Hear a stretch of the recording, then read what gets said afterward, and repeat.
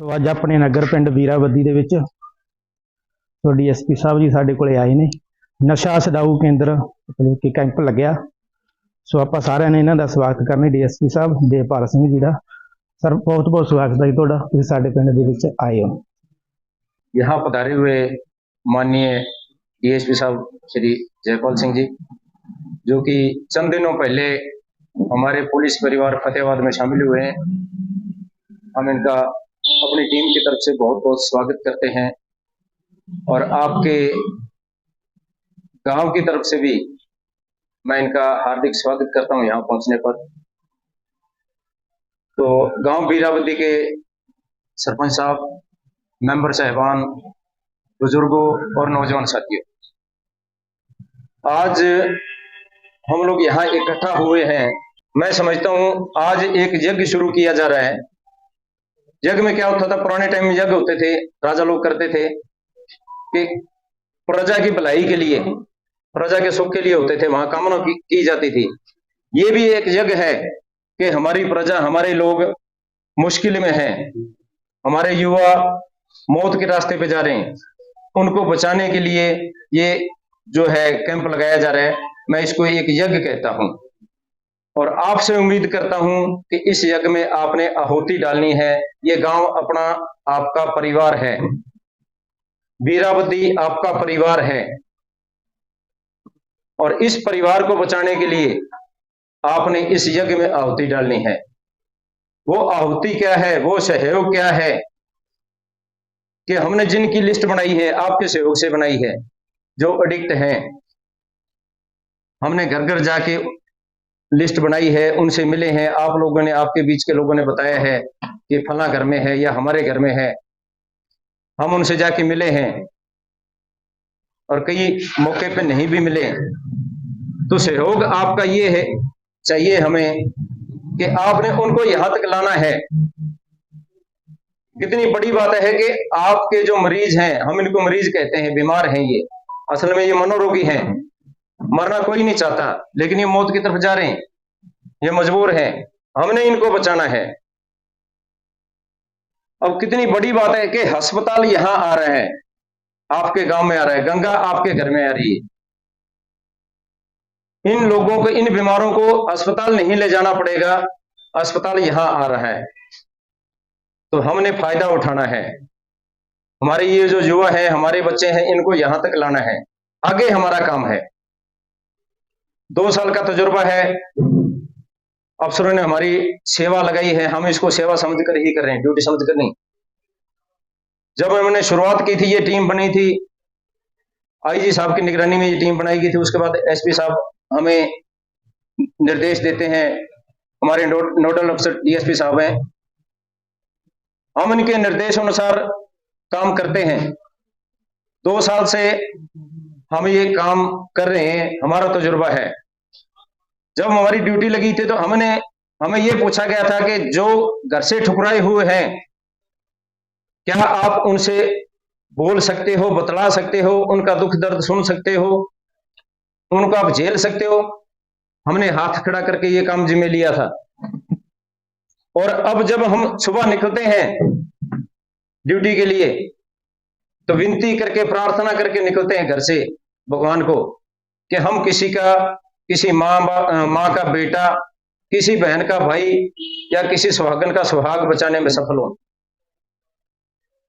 यहां 7 दिन ये कैंप चलेगा, ये 7 दिन क्लास लगेगी। यहां जो बीमार आते हैं, जो युवा आते हैं, हम उनको यही कहते हैं कि आपने इसको मंदिर या गुरुद्वारा समझ के आना है। 7 दिन के लिए ये धर्मस्थल है और घर से विनती करके चलना है और यहां आके प्रणाम करना है कि भगवान हमारी जिंदगी बदल दो, हमें इस दलदल से खींच लो।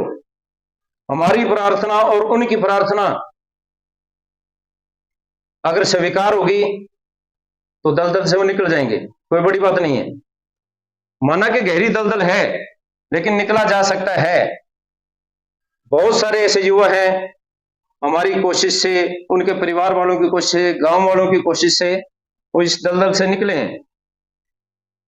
हम उसी के भरोसे, उसी से हौसला प्राप्त होता है, मैं उसी के साथ, उसी के बल पे मैं दावा कर रहा हूं कि इस दलदल से निकला जा सकता है,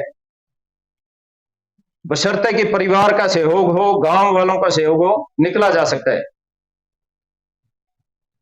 तो हम सब ने मिल के कोशिश करनी है, कोशिश कामयाब होगी। जब एकता होती है, सब एक होकर कोशिश करते हैं, तो कोशिशें कामयाब होती हैं। नेक सोच होनी चाहिए, भगवान भी साथ देता है, कुदरत भी साथ देती है। तो इसमें आप सबने सहयोग करना है, शर्माना नहीं है। आप खुद कोई एडिक्ट बैठा है यहाँ, हमें बताना है। आपके परिवार का कोई एडिक्ट है, हमें बताना है। या अड़ोस पड़ोस में, वो भी नजर मारनी है। सब आपके ध्यान में होते हैं, आपने बताना है, उनको भी समझाना है, भाई इसको भेजो, उन परिवारों को समझाना है। क्योंकि ये मौका है, बार बार ऐसे मौके नहीं मिलते। सरपंच साहब का धन्यवाद कि ये इतना कोशिश कर रहे हैं। मैं एक बात और कहूंगा कि ये जो समस्या आ रही है, आपके बच्चे मरने लग रहे हैं, गलत रास्ते पे जा रहे हैं, इसके समाधान के लिए आपको चिड़िया बनना पड़ेगा। पिछली बार जब शुरुआत की थी, पहले ये भी बात मैंने कही थी, और शायद चिड़िया आप बन चुके हो। आप चिड़िया बने, आपकी आवाज हिसार तक पहुंची। माननीय एडीजीपी साहब यहां पधारे चंद ही दिनों पहले। उसके बाद उसी का नतीजा है, वो हमें आदेश दे के गए थे कि यहां कैंप लगना चाहिए। ये उन्हीं के आदेश से ये कैंप लग रहा है, आगे भी ये चलता रहेगा। चिड़िया बनने का मतलब, जब चिड़िया अपने बच्चों को बचाने के लिए सांप से भी टकराने की हिम्मत रखती हैं। मिसाल के तौर पर, कहीं झुंड है चिड़ियों का, उनके बच्चे हैं, वहां घोंसले हैं, एक चिड़िया सांप को देखती है, वो शोर मचाती है, सभी मिलकर शोर मचाती हैं, और उनमें से कुछ हिम्मत वाली होती हैं, वो बार बार चोंच मारती हैं सांप को। नतीजा क्या होता है, सांप भाग जाता है, या आप जैसा कोई समझदार देख के उसको भगा देता है। अपने बच्चों को बचाने के लिए अपनी जान भी हथेली पे रखती हो। यहां क्या समस्या है कि हम इंसान अपने बच्चों को मरता हुआ देख रहे हैं, लेकिन चुप है। वो तो फला के अपने क्या लेना है, वो फलाने के अपने क्या लेना है, मैंने क्या लेना है, मैंने क्या लेना है, इसी करके ये सोच के हम चुप बैठे हैं। लेकिन ये बच्चे आपके सारे अपने बच्चे हैं, ये हमारे बच्चे हैं, हमने इनको बचाना है। युवा इस देश की ताकत है, और युवा ही नशे में गर्क होके खत्म होता जा रहा है, तो हमारा देश कैसे बचेगा? पुलिस में कौन भर्ती होगा, फौज में कौन भर्ती होगा, इंजीनियर डॉक्टर कौन बनेंगे? तो हमने जागना है। पंजाब के हालात देख लो, पंजाब वाले जागे हैं, लेकिन बड़ी देर से जागे हैं। हमने देर तक नहीं सोना है। पंजाब वाले तब जागे जब घर घर से अर्थी उठने लगी, जब वो अर्थियां ढो के थक गए, तब जागे वो। जब शमशानों से उठते धुएं का उनके आंखों पे असर हुआ, आंख मसलते उठे वो। लेकिन अब क्या कर रहे हैं वो? +2 करवाई बच्चों को, चल कनाडा, चल अमेरिका, बाहर भेज रहे हैं, कोठियां खाली पड़ी हैं। वो हालात यहां ना हो, इसलिए हमने जागना है। और जब जाग जाओगे तो इस समस्या का समाधान हो जाएगा, ये शर्तिया बात है। बीमारी है, इसका इलाज भी है, थोड़ा लंबा इलाज है, पेशेंस रखना पड़ता है, हौसला रखना पड़ता है, उनको झेलना भी पड़ता है। तो इसके लिए क्या करना है, अपने जो युवा साथी, जो अपने युवा बच्चे हैं, जो एडिक्ट हैं, उनसे एक तो नफरत नहीं करनी, वितकरा, पंजाबी में वितकरा कह देते हैं, उनसे वितकरा नहीं करना है। उनको झेलना है, परिवार वालों ने झेलना है, प्यार से रखना है।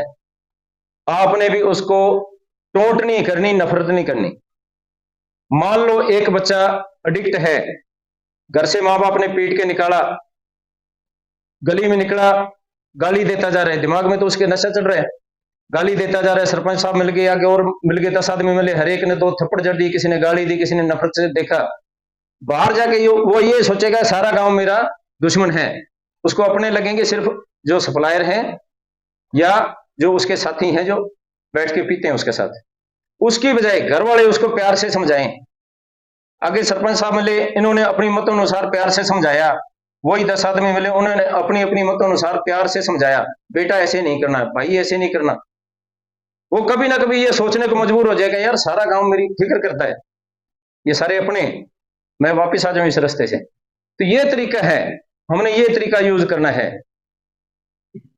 उसके बाद हमारे जो बचे हुए बच्चे हैं, जो ठीक हैं, जिनको ये बीमारी नहीं लगी, उनको कैसे बचा के रखना है।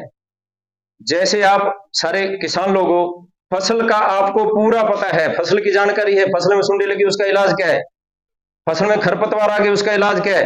आप फौरन खरपतवार को उखाड़ोगे या स्प्रे करोगे, कीड़े का आपको पता लग गया, आप स्प्रे करोगे। आपको पता है फसल के बारे में पूरी जानकारी, रोजाना खेत में गेड़ा लगाने जाते हो, आपको उसी टाइम समझ आ जाती है यहाँ गड़बड़ है, आप समाधान करते हो। लेकिन आप नस्ल को संभालने में फेल हो रहे हो। जब हमारी नस्ल ही खत्म होगी, फसलें किस लिए उगाएंगे।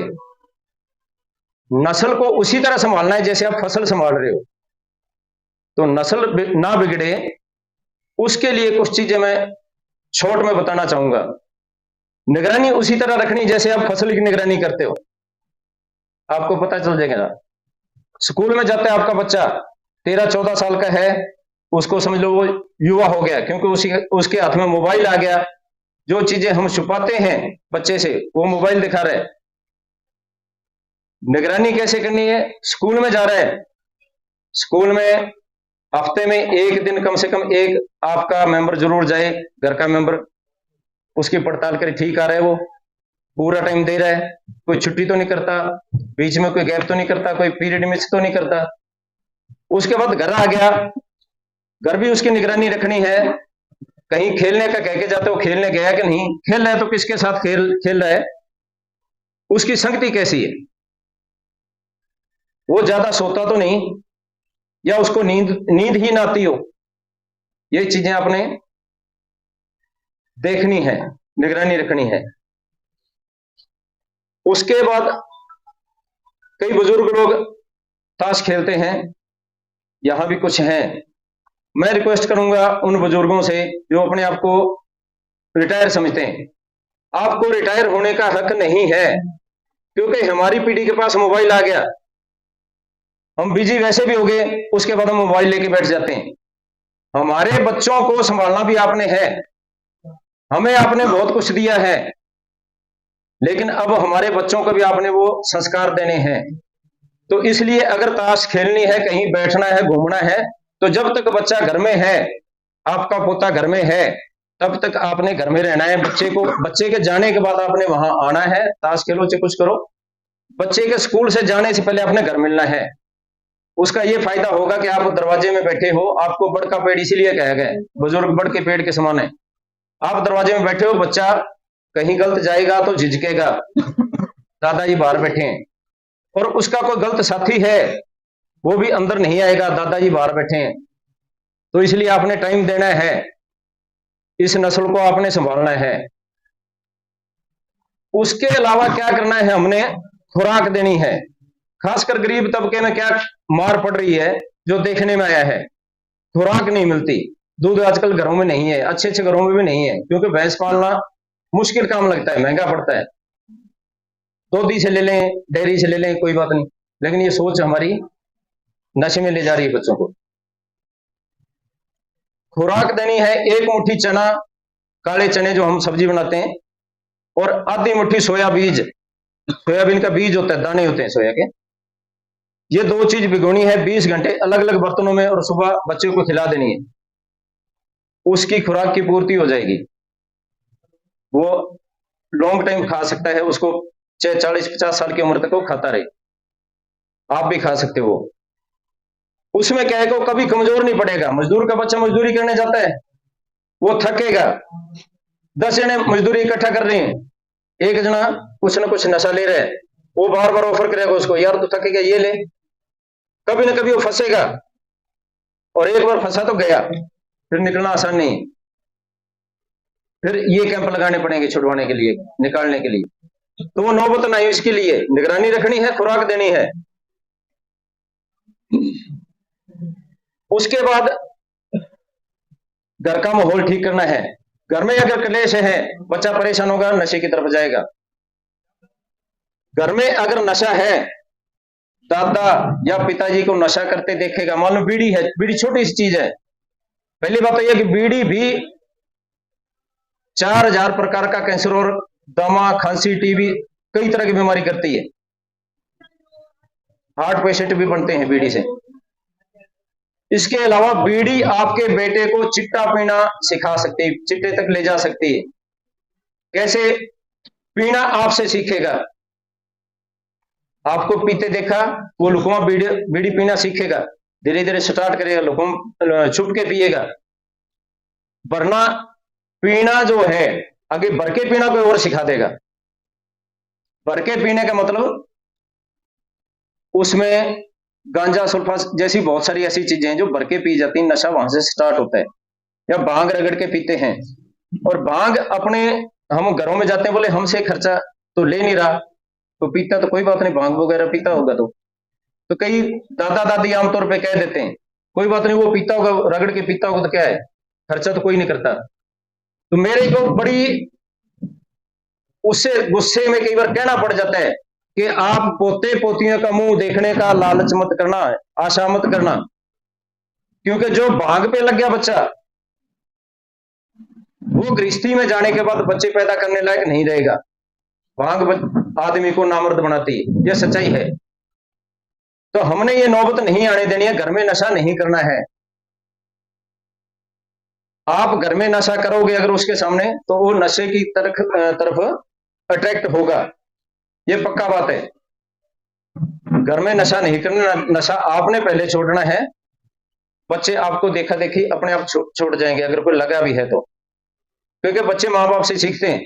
मिसाल के तौर पे मैं चाय नहीं पीता बचपन से, बच्चे जब थोड़े से समझदार हुए, दोनों बच्चे मेरे चाय छोड़ गए, मैंने कभी उनको मना नहीं किया अभी चाय अच्छी नहीं होती, मेरे को देख छोड़ी पापा नहीं पीते, हम भी नहीं पियेंगे। तो बच्चे हमें फॉलो करते हैं, हमने अच्छा बनना है, हमारे बच्चे अपने आप अच्छा बनेंगे। हमने वो काम नहीं करने जो हम नहीं चाहते कि बच्चे हमारे ना करें। कई बहाने होते हैं, मजदूर है या किसान है, घर आके थोड़ा लगा लेते हैं, थकावट उतार देते हैं, थकावट उतारने के थोड़ा लगा लेते हैं, शराब ले लेते हैं थोड़ी। तो हमारी माताएं बहनें जो हमारे घरों में, क्या आप उनको भी देते हैं? वो हमारे से 2 घंटा पहले जागती हैं और 2 घंटा बाद में सोती हैं, हमारे से ज्यादा काम करती हैं, खेत में वो साथ काम करती हैं। तो ये कोई बहाना नहीं है, ये आपके बहाने, ये आपके शौक आपके बच्चों को नशे की तरफ ले जा रहे हैं, आपके बच्चों को चिट्टे की तरफ ले जाके मार रहे हैं। आम इन गांवों में मैंने देखा है, बॉर्डर के एरिया में ज्यादातर बुजुर्ग पोस्ट पे लगे हुए हैं, बोले कोई नहीं, बुजुर्ग कह देते हैं ना जी ये तो थोड़ा पोता, ये तो चलता है जी, ये नहीं छुटता हूं। लेकिन मैं उनको ये कहता हूं कि आपका ये थोड़ा एक चम्मच जो लेते हो, जो पोस्त लेते हो, कुछ भी लेते हो, आपके पोते को मार सकता है। वो हैरान होते ये कैसे? फिर उनको बताता हूं कि आपका बच्चा चिट्टे पे लग गया तो मरेगा, आप उसकी अर्थी ढोगे। और कई जगह मिसाल देखी, मैं इसलिए कहता हूं कई जगह मिसाल देखी मैंने, हम कारण खोजते हैं, कारण कहां बना, ये बच्चा नशे में गया तो कारण क्या बना, वो कारण घर में मिलते हैं। वो कारण ये जो मैं बता रहा हूं, यही कारण, इन्हीं में कारण मिलते हैं, मैं इसलिए कह रहा हूं। आम घरों में बच्चे के पीछे ये कारण मिलते हैं, नशा कोई ना कोई घर में कर रहा है, देखा देखी वो लग गया, आगे संगति मिल गई। आपने अपने बच्चों को संभालना है तो खुद को संभालना पड़ेगा पहले, उसकी मौत के आप जिम्मेदार होगे अगर आपको देख के वो नशे पे लगा है तो, क्योंकि नशे पे लगा तो मरेगा ही मरेगा, ज्यादा दिन जिएगा नहीं, अपनी जिंदगी थोड़ी जी पाएगा। उसकी मौत के जिम्मेदार आप हो, आपने अपने अंदर झांकना है।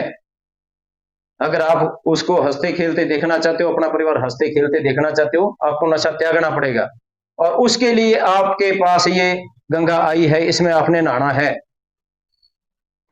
शर्माना नहीं है। एक शर्माते हैं लोग, यार लोग क्या कहेंगे, कोई छुपा हुआ नहीं है, कोई कुछ भी नशा कर रहा है, सारे गांव को पता है, सारे गांव को पता है। तभी हमारे पास लिस्ट आई है, लगभग 40 लोगों की लिस्ट है, लेकिन अभी 60 और बचे हुए हैं मेरे ख्याल में, वो भी बाहर आने चाहिए, वो खुद आने चाहिए, तब मजा आएगा। हमारे पास है, लिखो जी नाम हमारा, तब मजा आएगा। हम आपके अपने हैं, आपके बच्चे हैं, आपके भाई हैं, आपको सिखाएंगे कहाँ कमी है, कहाँ आपके वो कारण पकड़ेंगे और उसका निवारण करेंगे। कोई भी उम्र का है, कहीं ना कहीं कारण बना होगा। उसके बाद ब्लड टेस्ट होगा, कोई समस्या आती है, नशा करने वालों को बीमारियां लगती हैं, उनका भी इलाज होगा, फ्री इलाज है अस्पताल में। जितना जल्दी पता लगे उतना जल्दी इलाज हो जाएगा। तो इसलिए किसी ने शर्माना नहीं है, झिझकना नहीं है, इलाज करवाने के लिए आपने यहां आना है। इसको मंदिर गुरुद्वारा समझ के आना है। आपकी जिंदगी बच जाएगी, बच्चों की जिंदगी बच जाएगी। तो यही सब कहता हुआ, दोबारा विनती करता हुआ कि इस पे गौर करनी है, इन बातों पे गौर करनी है। आप जितने लोग बैठे, मेरे लिए पूरा गांव है, हमारे नोडल अधिकारी डीएसपी साहब बैठे हैं, इनकी हाजिरी में मैं दोबारा आपसे विनती करता हूं कि सहयोग करना है। आपसे पैसे का नहीं सहयोग मांग रहे, आपसे हम सहयोग मांग रहे हैं आपके बच्चों को बचाने के लिए।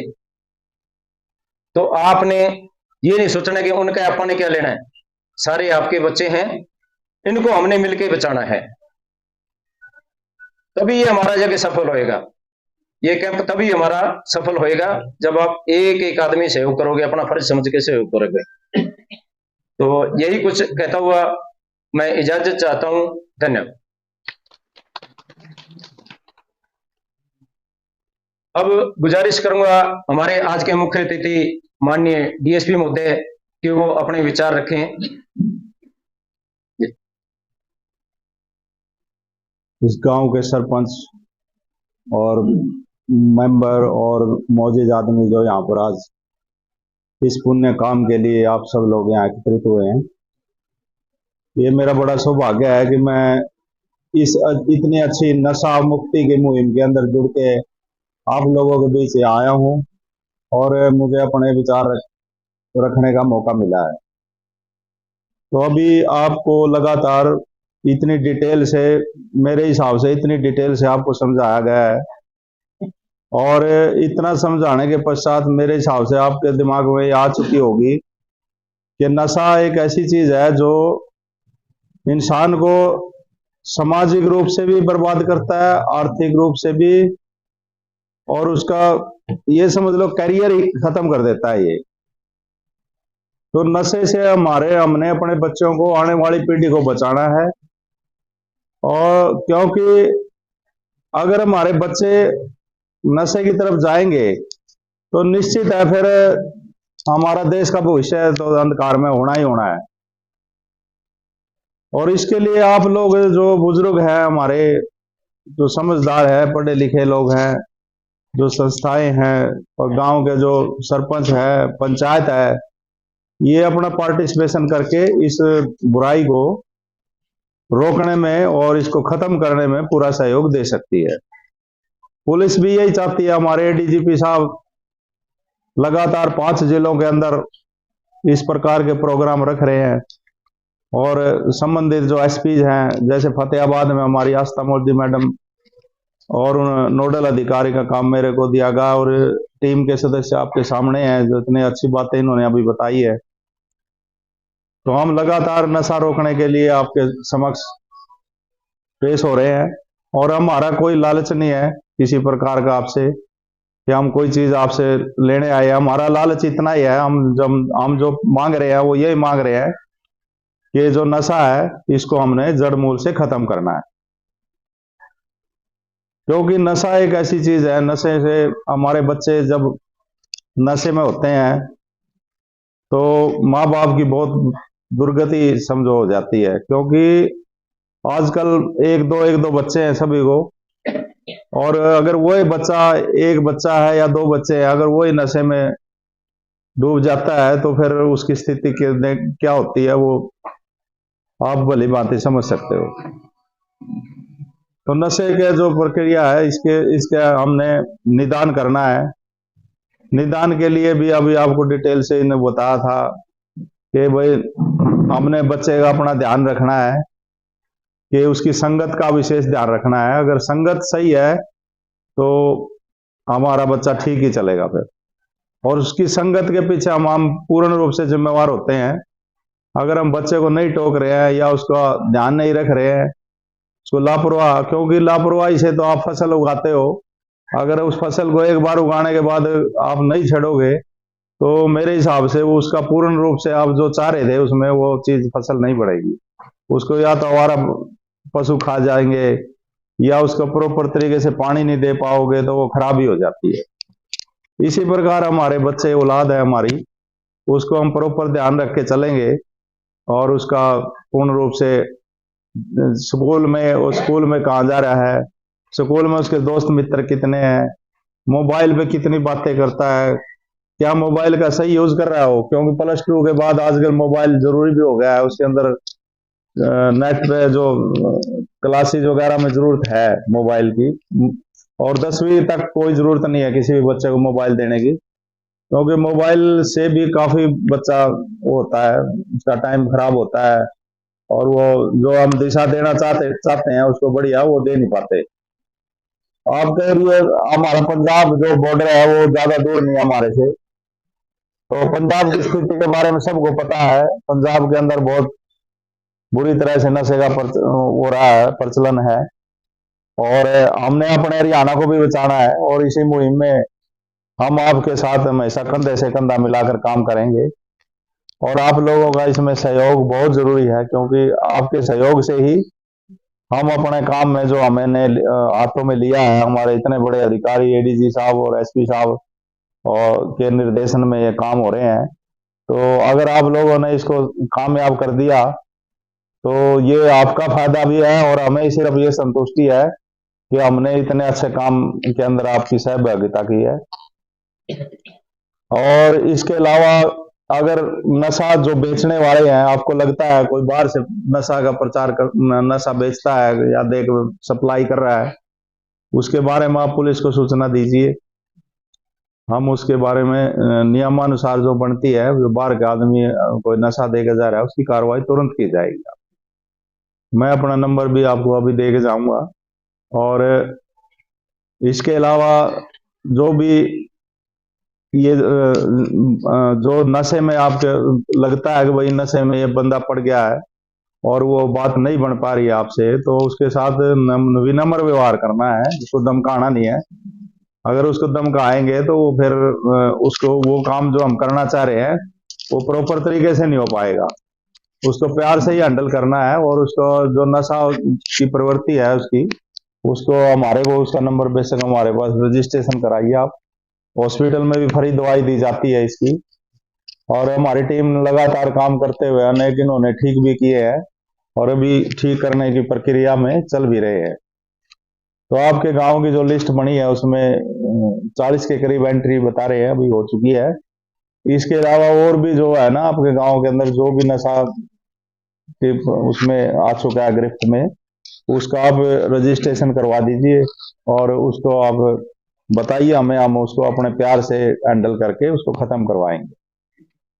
तो मेरी सभी से यही विनती है, अनुरोध है कि इस बुराई को हमने खत्म करना है, और तभी हमारा गांव बचा रहेगा और हमारा जिला और देश भी बचा रहेगा इस बुराई से।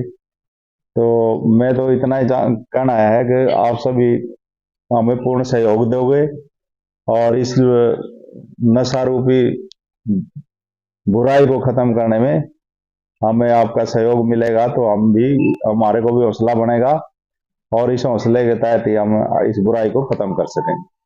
बहुत बहुत धन्यवाद। और 112 नंबर है, जो आपको कभी लगता है कोई नशा ज्यादा कर लिया या गिर गया है तो 112 नंबर पे कॉल कर सकते हो आप।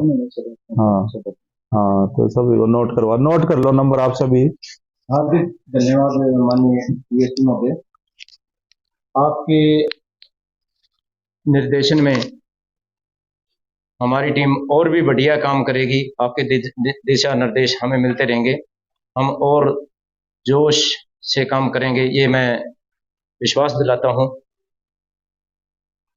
तो डीएसपी साहब के आदेश से मैं इनका नंबर जारी कर रहा हूं आपको सूचना देने के लिए, 88 140 11 703।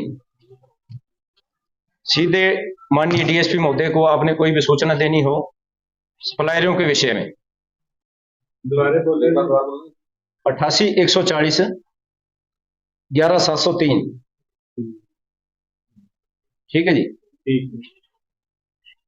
आप डायरेक्ट इनसे बात कर सकते हैं, लेकिन सूचना पुख्ता हो, जितनी हो कोशिश करनी। किसी एडिक्ट की सूचना देनी है, कोई नशा करता है उसकी सूचना देनी है, तो आप मेरा नंबर नोट कर सकते हैं 94 164 90 323। 94 164 90 323। ये मेरे को सूचना आप मरीज के बारे में दे सकते हैं, मतलब नशे का जो एडिक्ट है। और एक नंबर है 88 140 11000। ये सीधे जो एडीजीपी साहब जो श्रीकांत यादव सर यहाँ आए थे आपके गांव में, इस नंबर पे उनके पास सूचना पहुंचेगी। आप वहां भी सूचना दे सकते हैं सप्लायर के बारे में। तो बड़े बड़े ऑफिसर्स ने अपने डायरेक्ट नंबर दिए हैं, आप इसका लाभ उठा सकते हैं और अपने गांव को नशा मुक्त कर सकते हैं। ध्यान ये रखना है कि आपने राजनीति से ऊपर उठ के, जाति धर्म से ऊपर उठ के, सभी पूरे गांव को अपना परिवार समझ के, सभी बच्चों को अपना समझ के ये काम करना है और हो जाएगा। आप सभी का धन्यवाद।